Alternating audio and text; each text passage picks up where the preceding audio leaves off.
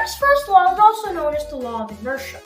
Newton's first law simply states that an object in motion will stay in motion and objects at rest will stay at rest, unless acted upon by a net external force.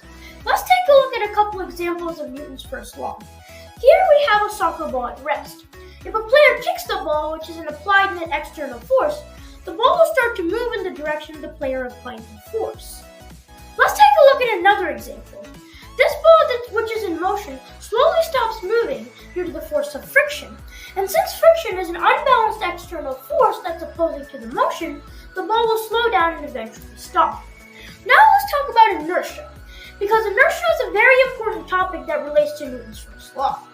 Inertia is the tendency for an object that is in motion to stay moving and an object at rest to stay at rest.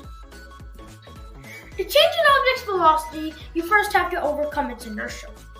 Inertia is directly proportional to mass. For example, if we have a 2 kilogram ball and a 1 kilogram ball, the 2 kilogram ball has double the inertia of the 1 kilogram ball. Let's take a look at a real-world example of inertia. When a moving car suddenly brakes, the passengers in the car lurch forward due to their inertia. The car stops moving, but the passengers do not. Did you know that Newton's second law of motion does not say F equals ma? Newton's second law, also called the law of acceleration, is commonly taught as force equals mass times acceleration.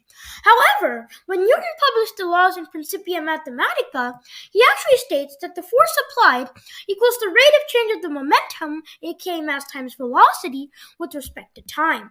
Since mass is kept constant, it can be taken out of the derivative.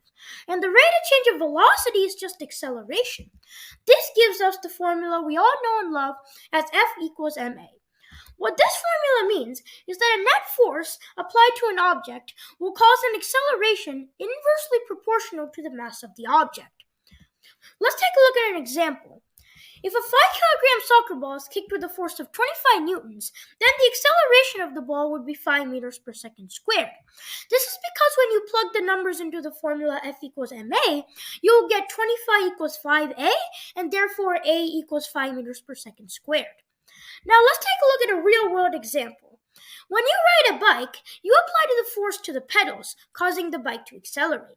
The more force you apply, the greater the acceleration is, since F is proportional to A. What does Newton's third law really mean? Newton's third law, also called the law of action-reaction, simply states that for every action, there is an equal and opposite reaction. What this means is that all forces come in pairs, and if object A applies a force to object B, B will exert an equal force on object A.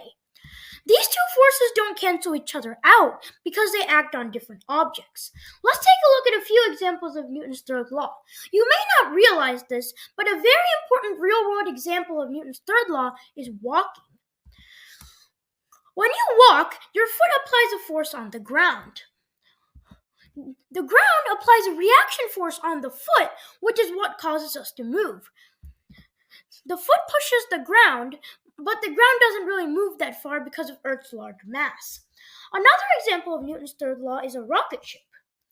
The rocket burns propellants and releases hot gases downwards, exhaust. The reaction force of the gases pushes the rocket upwards, overcoming gravity. Thank you for watching. Please subscribe.